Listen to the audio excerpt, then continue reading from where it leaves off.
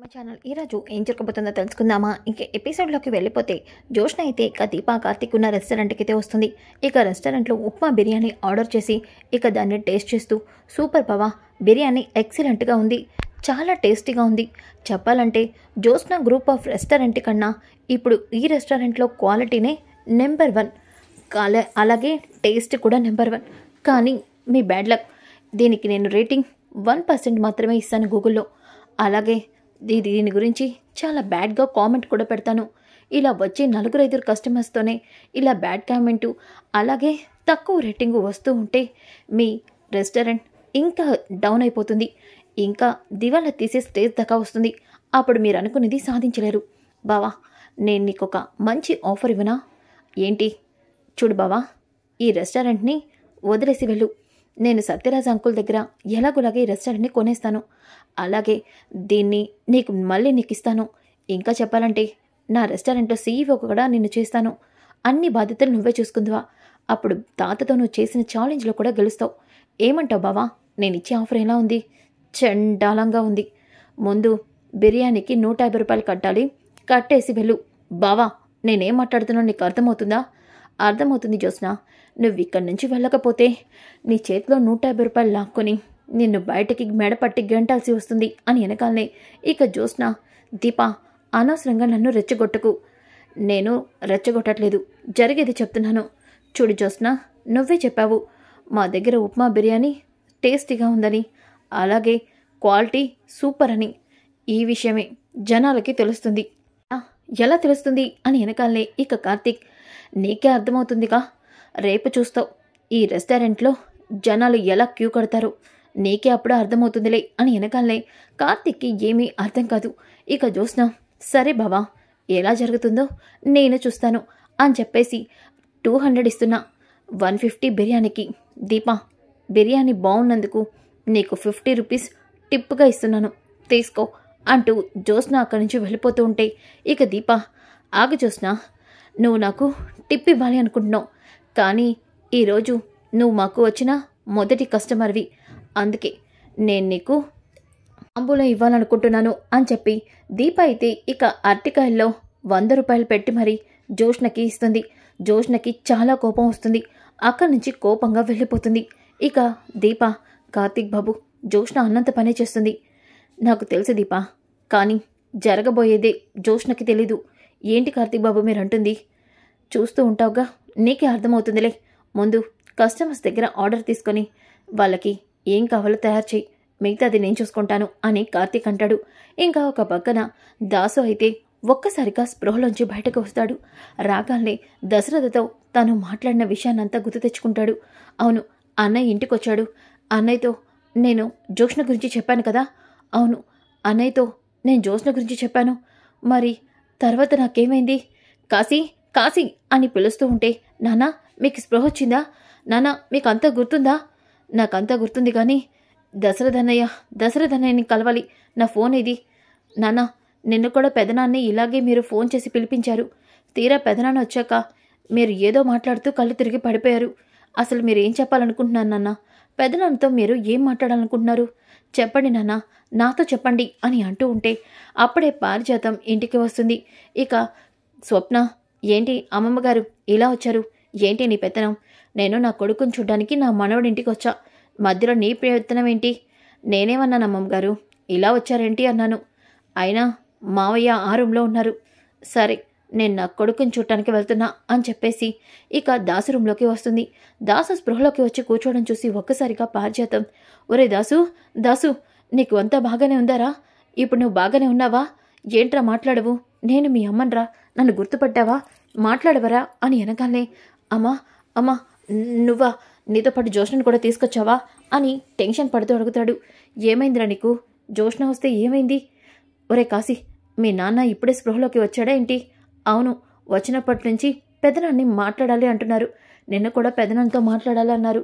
ఇంతలోకి కళ్ళు తిరిగి పడిపోయారు.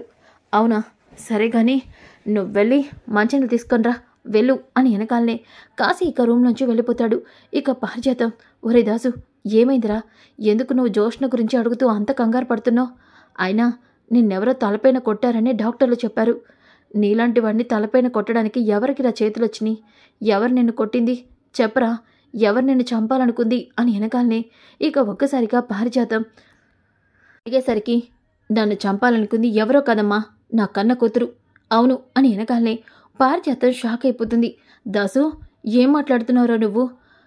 జోష్న నిన్ను చంపాలనుకోవడం ఏంటి? అవునమ్మా, నేను చెప్తుంది అక్షరాలా నిజం. నన్ను చంపాలనుకుని నా తలపైన కొట్టి నన్ను చంపుతుంది ఎవరో కాదు, జోష్న.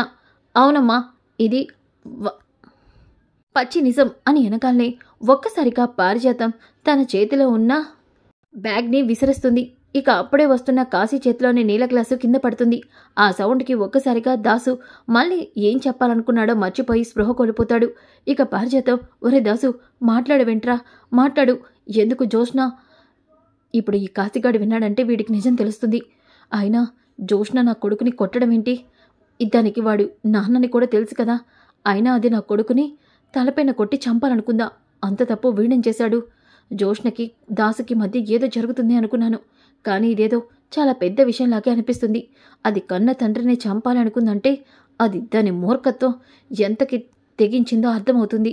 ఖచ్చితంగా ఏదో నిజం దాసు చెప్తానని జోష్నని బెదిరించుంటాడు. అందుకే ఇది తండ్రిని చూడకుండా దాసుని చంపాలని చూసింది. చెప్తా దాని పని అని చెప్పేసి పారిజాతం బ్యాగ్ తీసుకుని వెళ్ళిపోతుంటే కాశీ, నానమ్మ ఆగు, ఏమైంది అని అంటూ ఉన్న కాశీ మాటల్ని పట్టించుకోదు. ఇంకా ఒక పక్కన తాంబూలంతో ఇంటికి వస్తుంది. రాగాల్నే సుమిత్ర, జోస్నా, ఏంటి చేతిలో తాంబూలం? ఎక్కడికి వెళ్ళొస్తున్నావు? అది దీపా, కార్తీక్ రెస్టారెంట్ స్టార్ట్ చేశారుగా, అక్కడికే వెళ్ళొస్తున్నాను. చూసావా, వాళ్ళను నువ్వు ఎన్ని తిట్టాలని, వాళ్ళు గెలవకూడదని ఎన్నో ప్రయత్నాలు చేస్తున్నా వాళ్ళు మాత్రం నీకు మంచిగానే చూస్తున్నారు. దీప నీకు తాంబూలం ఇచ్చింది. ఇప్పటికైనా వాళ్ళని వదిలేసి నీ దారి నువ్వు చూసుకో. తాతయ్య చెప్పారు కదా నీకు పెళ్లి చేస్తానని, దాని గురించి ఆలోచించు. మమ్మీ, తాతయ్యకి కూడా నేను చెప్పాను, బావని తప్ప నేను ఇంకెవరిని పెళ్లి చేసుకోను. నా దృష్టిలో బావే నా భర్త, బావకి నేను భార్యని. ఆ దీప సెకండ్ హ్యాండిల్. అలాగే వెళ్ళిపోతుంది. బావ జీవితంలో శాశ్వతంగా ఉండేది ఈ జోస్న మాత్రమే అని వెనకాలనే ఇక సుమిత్ర, నీకు పిచ్చి పట్టింది, అందుకే ఇలా పిచ్చి పిచ్చిగా మాట్లాడుతూ ఇలా పిచ్చి పిచ్చిగా తిరుగుతున్నావు. కానీ నీకు అర్థమయ్యే రోజు వస్తుంది. ఆ రోజు అనవసరంగా తప్పు చేశానని బాధపడతావు. లేదు మమ్మీ, ఆ అవకాశం నేను మీకు ఇవ్వను. బాధపడటం నా లక్షణం కాదు, ఆ దీప లక్షణం. ఏడుస్తూ జీవితాంతం పేదరికంలో బ్రతికే బ్రతుకు దాంది, నాది కాదు. నాది రాయల్ లైఫ్. నేనెప్పుడూ సంతోషంగానే ఉంటాను. అనుకున్నది సాధిస్తాను. ఖచ్చితంగా బావతో నా మెడలో 3 ముళ్ళు వేయించుకుంటాను. చూస్తూ ఉండు. పగటి కలది చూసినా మీ తాతయ్య అన్నమాట ఖచ్చితంగా చేస్తారు. నీకు మీ తాతయ్య పౌరుషం గురించి బాగా తెలుసు కదా, ఆలోచించుకో అంటూ సుమిత్ర వెళ్ళిపోతుంది. ఇక జోష్న కోపంతో ఇక పైకి వెళ్ళిపోయి తన రూమ్లో కూర్చొని ఆలోచిస్తూ ఉంటుంది. అప్పుడే పారిజాతం, జోష్న అంటూ గట్టిగా అరుస్తూ జోష్న రూమ్కి అయితే వెళ్తుంది. ఇంతలోకి జోష్న, ఏమైంది గ్రాని, ఎందుకలా అరుస్తున్నావు? ఏదో ఇంట్లో ఎవరో చచ్చినట్టు. చవటం కదే, అసలు నువ్వు మనిషివేనా అని అనగానే ఒక్కసారిగా జోష్న, గ్రాని నోర్బోయ్, నువ్వు ఇంకొక్క మాట మాట్లాడితే నా చేతులతో నేనే నిన్ను చంపి పాతరేస్తాను. గ్రాని, నేను అసలు ఇరిటేటింగ్గా ఉన్నాను, నువ్వు నన్ను ఇంకా ఇరిటేట్ చేయమాకు. నేను ఇరిటేట్ చేయడం కాదే, అసలు నువ్వు మనిషివేనా? అసలు మానవత్వం నీకు ఏమాత్రమైనా ఉందా? ఆ రోజు నీ కన్న తమ్ముణ్ణి అంటే రక్తపు మడుగులో ఉంటే వాడి ప్రాణాలు కాపాడకుండా వదిలేసి వచ్చావు. తర్వాత వాడు నీ తమ్ముడని తెలిసాక కూడా వాడిని నువ్వు కనీసం మనిషిగా కూడా చూడలేదు. సర్లే, తెలియక ఇలా చేస్తున్నావు అనుకున్నాను. కానీ ఈరోజు నీ కన్న తండ్రిని తెలిసాక కూడా దాసుని ఎందుకే చంపాలనుకున్నావు చెప్పు అని అనగానే ఒక్కసారిగా జోష్న షాక్ అయిపోతుంది. ఏంటి గ్రాని ఇలా అంటుంది? గ్రానికి ఎలా తెలిసింది?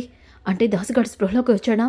గ్రానితో దీపే వారసురాలన్న విషయం చెప్పేశాడా అని టెన్షన్ పడుతూ ఉంటే ఇక పారిజాతం అడుగుతుంది నిన్నేనే, ఎందుకు నువ్వు నా కొడుకుని చంపాలనుకున్నావు? చెప్పవే, నీ కొడుకు నేను ఎందుకు చంపాలనుకున్నానో చెప్పే ఉంటాడుగా, దాని గురించి చెప్పలేదా? చెప్పలేదే. అంతలోకి వాడు స్పృహ కోల్పోయాడు. మర్యాదగా చెప్పు, ఎందుకు నువ్వు నా కొడుకుని చంపాలనుకున్నావు? చెప్పు జోష్న, వాడంత పెద్ద తప్పు ఏం చేశాడే? ఎందుకు వాడిని చంపాలనుకున్నావు? గ్రాని, నీ కొడుకుని నేను చంపాలనుకుంది నిజం. ఎందుకంటే ఈ ఇంటి వారసురాల్ని నేను కాదన్న విషయాన్ని తాతతో చెప్తారన్నాడు. అందుకే చంపాలి అనుకున్నాను. ఏంటిప్పుడు? నేను మాట్లాడాను, బుజ్జగించాను, ఎంతో మంచిగా నచ్చజెప్పాలని చూశాను, కానీ వినలేదు. అందుకే అలా చేశాను. ఏంటే అంత ఈజీగా ఎలా చెప్తున్నావే? వాడు నీ కన్న తండ్రి, నా కన్న కొడుకు. వాడి గురించే నేను ఇంటి వారసురాలు చేయాలనుకున్నా. కానీ నువ్వు గ్రాని, నువ్వింత కష్టపడి నన్ను ఇంటి వారసురాలు చేయాలని 25 ఏళ్ల క్రితమే పిల్లల్ని మార్చేశావు. కానీ ఇప్పుడు నీ కొడుకు ఇక్కడికొచ్చి ఆ విషయం మొత్తం తాతతో చెప్తాను అన్నాడు. అలా చెప్తే నా పరిస్థితి ఏమవుతుంది? మోసం చేసిన నిన్ను తాత ఏం చేస్తాడు ఆలోచించు. అయినా ఇప్పుడు నేను దాసునేమీ చంపలేదే, జస్ట్ కొట్టాను అంతే. వాడు నిజంగా చస్తే చావడు గ్రాని. నా తండ్రిని నేనే చంపుకుంటానా ఏంటి? జస్ట్ ఆ టైంకి ఎలాగైనా సరే దాసుని తప్పించాలని అలా చేశాను అంతే. చూడు జ్యోత్స్న, నువ్వు చెప్తున్న దాని మీద నాకు నమ్మకం కలగట్లేదు. కానీ నా కొడుకుకేమైనా అయితే మాత్రం ఎట్టి పరిస్థితులను ఊరుకోను. గ్రాని, ఒకవేళ నిజం తెలిస్తే నాతో పాటు నీ పరిస్థితి ఇంకా దారుణంగా ఉంటుంది. ఆ విషయాన్ని మర్చిపోవద్దు. నేనైతే తాతతో నాకిదంతా తెలియదు తాత, చిన్నతనంలో గ్రాని నన్ను మార్చింది అని చెప్తాను. కానీ నిన్నే ఈ ఇంట్లో కాదు, జైల్లో నిన్ను చిప్పకూడ తినిపించేలా చేస్తారు. మమ్మీ గురించి నాకు తెలిసిందే కదా. కూతురు విషయంలో తప్పు జరిగితే ఏ కన్నతలైనా ఊరుకుంటుందా అని అంటూ ఇక బాధ్యత నోరైతే మోయించేస్తుంది. ఇంకా ఉదయం అవుతుంది. ఉదయమైన తర్వాత ఇక ఒక్కసారిగా నాన్న ఒక్కసారి ఈ వీడియోని చూడండి అని అనగానే ఇక దశరథ ఒక్కసారిగా ఆ వీడియోని శివనారాయణకి చూపిస్తాడు. శివనారాయణ ఆ వీడియో చూసి ఒక్కసారిగా షాక్ అయిపోతాడు. జ్యోత్స్న అంటూ గట్టిగా అరుస్తాడు. దాంతో జ్యోత్స్న, ఇదేంటి తాత ఎందుకు ఇలా అరుస్తున్నాడు? కొంప తీసి పెళ్లి సంబంధం చూసేశాడా, అందుకే ఇలా అరుస్తున్నాడా అని అనుకుంటూ ఉంటే ఇక పారిజాతం, ఇది మళ్ళీ ఏదో తప్పు చేస్తుంటుంది, అందుకే ముసలోడు ఇలా అరుస్తున్నాడు, ఏం చేసింది ఇది అని చెప్పేసి గబగబా అందరూ కిందకి వస్తారు. ఇక తాత ఏమైందా? అసలు నువ్వు నా పరువు ఏం చేయాలనుకుంటున్నావు? నన్ను సొసైటీలో తలెత్తకుండా చేయాలనుకుంటున్నావా?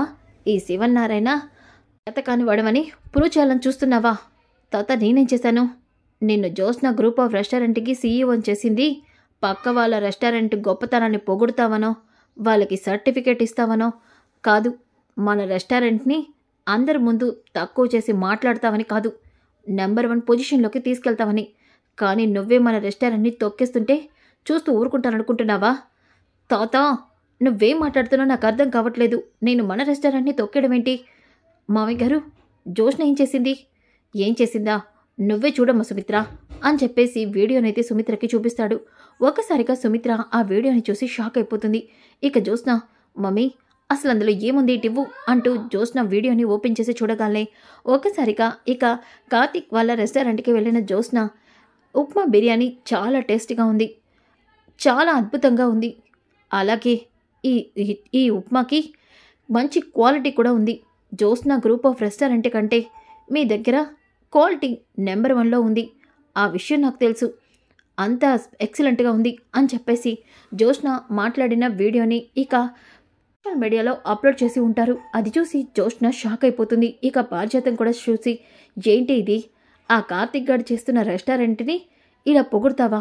ఎంత వాడి మీద ప్రేమున్నా మీ తాత రెస్టారెంట్ కన్నా అది గొప్పదన్నట్టు చెప్తావా? వాడికి ఫ్రీగా పబ్లిసిటీ నువ్వే ఇస్తున్నావుగా. తాత, ఇదంతా షటప్ జ్యోత్స్న, ఇంకా నువ్వు నాతో అబద్ధాలు చెప్పాలని చూడొద్దు. వాడి మీద నీకు పిచ్చి బాగా వెళ్ళిందని అర్థమవుతుంది. ఆ పిచ్చితోనే నువ్వు ఇదంతా చేస్తున్నావని కూడా అర్థమవుతుంది. అందుకే ఇక నేను దీన్ని వదిలిపెట్టను. రేపే నాకు నచ్చిన సంబంధం వాళ్ళని ఇంటికి పిలిపిస్తాను. రేపే నీకు వాళ్ళతో నిశ్చితార్థం కూడా ఏర్పాటు చేయిస్తాను.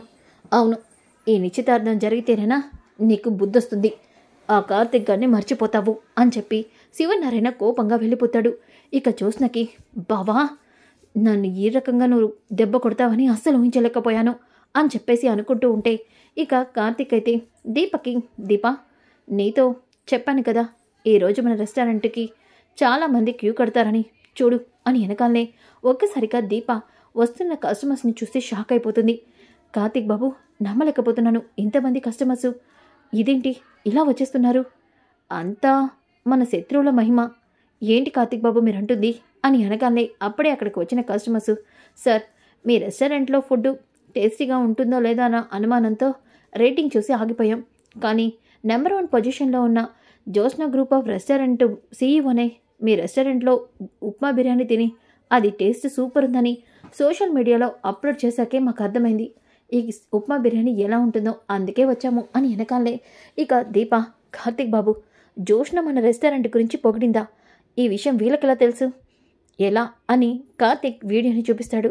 కార్తీక్ బాబు, ఏంటి వీడియో?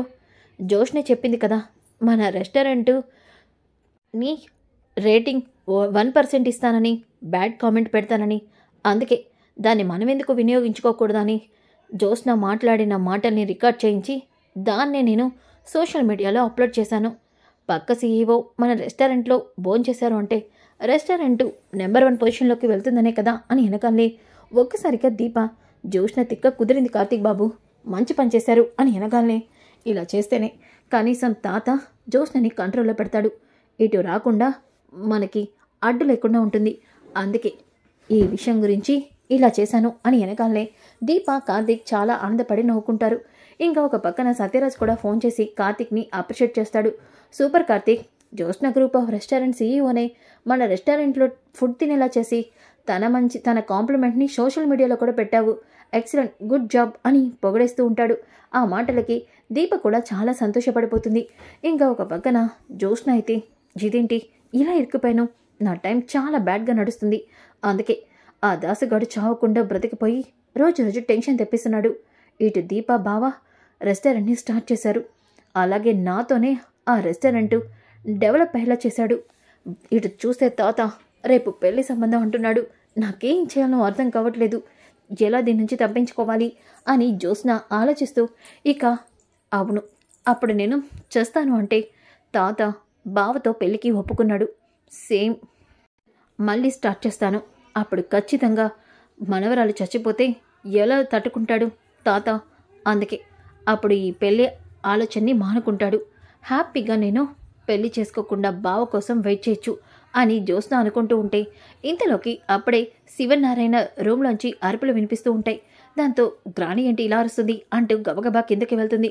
వెళ్ళగానే దశరథ అలాగే సుమిత్ర అందరూ కూడా శివనారాయణ రూమ్ ముందు నుంచొని, నానా తలుపు తీయండి, నానా తలుపు తీయండి, ఏమండి తలుపు తీయండి అని అంటూ ఉంటే ఇక శివనారాయణ, నేను తలుపు తీయను, నేను చస్తాను అని అంటూ ఉంటే ఇక ఒక్కసారిగా జోష్న షాక్ అవుతుంది. ఇదేంటి ఈ ముసలాడు ఇలా షాక్ ఇచ్చాడు, తాత చేస్తే నా పరిస్థితి ఏమవుతుంది, ఆస్తిలో చిల్లి గవ్వ కూడా రాదు, అంతా తాత పేరే ఉంది, ఇదేంటి తాత తాత నువ్వు చావటం ఏంటి?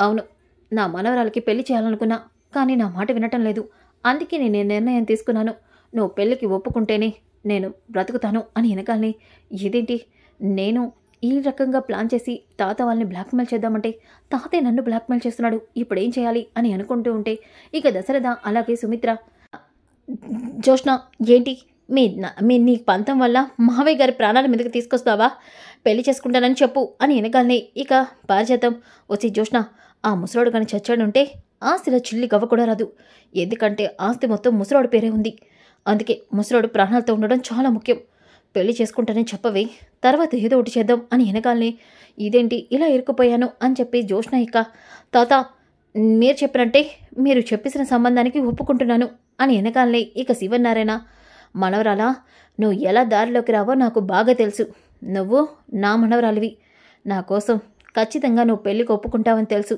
అందుకే ఈ నాటకం ఆడాను అని చెప్పి అనుకుంటాడు. ఇక దశరథ అలాగే సుమిత్ర కూడా, జోష్న పెళ్ళికి ఒప్పుకుంది, అదే చాలు, మావయ్య గారి ప్లాన్ సక్సెస్ అయింది అని ఇద్దరు కూడా అనుకుంటారు. ఇంకా జోష్న, ఇదేంటి ఇలా ఇరుక్కుపోయాను అని చెప్పేసి అనుకుంటూ ఉంటే ఇక శివనారాయణ తలుపులు తీసి, నా మనవరాల గురించి నాకు బాగా తెలుసు, ఈ తాత మీద ప్రేమ నా మనవరాల్ని ఖచ్చితంగా పెళ్ళికి ఒప్పిస్తుంది, నువ్వు ఉండగా నేనెందుకు చేస్తానమ్మా, నీ పెళ్ళి చూసి నీ పిల్లల్ని ఎత్తుకొని అప్పుడు కానీ నేను కన్ను మూయను అని అంటూ ఉంటే ఇక జోష్న, తాతో నేను అసలు నీ మనవరాలే కాదన్న విషయం తెలిసిన రోజు నువ్వు నన్ను ఎలా చూస్తావో నాకు అర్థం కావట్లేదు, కానీ నేను మాత్రం నేను ఇప్పుడే చావనివ్వను, ఈ ఆస్తి మొత్తం నాకు దక్కాలి, అలాగే బావన్ని పెళ్లి చేసుకోవాలి, ఇది నా టార్గెట్, నువ్వు చేస్తే నాకేం ప్రయోజనం, ముందు ఈ పెళ్లి నుంచి ఎలా తప్పించుకోవాలో తర్వాత ఆలోచిస్తాను అని చెప్పి జోష్న, తాత నాకు మీరందరూ ముఖ్యం, మీ సంతోషం కోసం నేను ఏదైనా చేస్తాను, అంతే తప్ప మీరు ఏదైనా చేసుకుంటే నేను ఇలా సంతోషంగా ఉంటాను అని జోష్న ఇక బ్లాక్మెయిల్గా ఎమోషనల్గా డ్రామాలు నటిపిస్తుంది. ఇక పారిజాతం, నిజంగా ముసలాడి మీద ఎంత ప్రేమనట్టు ఎంత నటిస్తున్నావే, కన్న తండ్రినే చంపాలనుకున్నావు. ఈ విషయం మీ నాన్నకి కానీ మీ తాతకి కానీ తెలిస్తే అమ్మో అని చెప్పి అనుకుంటుంది. ఇంకా ఉదయం అవుతుంది. సుమిత్ర కాంచనతో ఫోన్ చేసి విషయం చెప్తుంది. ఇక కాంచన చాలా సంతోషపడుతుంది. ఏంటి వదినను చెప్తుంది, నిజంగానే జోష్న పెళ్లికి ఒప్పుకుందా? అవును వదిన, జోష్న పెళ్లికి ఒప్పుకుంది. ఇక జోష్న పెళ్ళైపోతే కార్తీక్, దీపలు కూడా సంతోషంగా ఉంటారు. ఈ పెళ్లితోనైనా మన 2 కుటుంబాలు కలిస్తే అందరం సంతోషంగా ఉండొచ్చు అని అంటూ ఉంటే ఇక అప్పుడే జోష్న ఈ మాటల్ని వింటుంది. ఏంటి మమ్మీ, బావ నేను పెళ్లికి ఒప్పుకుంటే ఈ 2 కుటుంబాలు కలుస్తాయని సంతోషపడుతున్నావా? చెప్తా, ఈ పెళ్లితోనే ఈ 2 కుటుంబాలు కలుస్తాయి. అవును మమ్మీ, బావ ఈ పెళ్లిలో నా మెడలో 3 ముళ్ళు వేస్తాడు అని జోష్న అనుకుంటుంది. ఇక కాంచన అయితే సరే వదిన, ఈ శుభవార్త కార్తీక్తో కూడా చెప్తాను అని చెప్పి కాల్ కట్ చేస్తుంది. ఇక వెంటనే కార్తీక్, ఏంటి మమ్మీ చాలా సంతోషంగా ఉన్నావు? ఇప్పుడే సుమిత్ర ఫోన్ చేసిందిరా. ఏంటి, అత్త ఫోన్ చేసిందా? అవును, అత్త ఫోన్ చేసి ఒక శుభవార్త చెప్పిందిరా. ఏంటది? జోష్న పెళ్లికి ఒప్పుకుందంట. రేపే జోష్నకి నిశ్చితార్థం అని వెనకాలే దీప, కార్తీక్ చాలా సంతోషపడతారు. అమ్మయ్య, ఓ పీడ విరగడైందనమాట. ఏంట్రా మాటలు? అవును, లేకపోతే జోష్న ఎప్పటికప్పుడు నా తల తింటూ ఉండేది. ఇప్పటికైనా జోష్న పెళ్లికి ఒప్పుకుంది, అదే చాలు అని ఎనగాలే ఇక దీప, జోష్న ఖచ్చితంగా కార్తీక్ బాబుని మర్చిపోయి పెళ్లి చేసుకునే రకం కాదు. ఖచ్చితంగా పెళ్లికి ఒప్పుకుందంటే జోష్న ఏదో ప్లాన్ మీదే ఉందనే అర్థమవుతుంది. అదేంటో తెలుసుకోవాలి. తాతయ్య గారి పరువుని, ఆ కుటుంబం పరువుని ఎట్టి పరిస్థితిలో పోకుండా కాపాడుకోవాలి అని దీప అయితే అనుకుంటుంది. సో ఫ్రెండ్స్, కమింగ్ ఎపిసోడ్ చాలా ఇంట్రెస్టింగ్గా ఉంటుంది. Don't miss. ఈ వీడియో నచ్చితే లైక్ చేయండి, షేర్ చేయండి. Thanks for watching.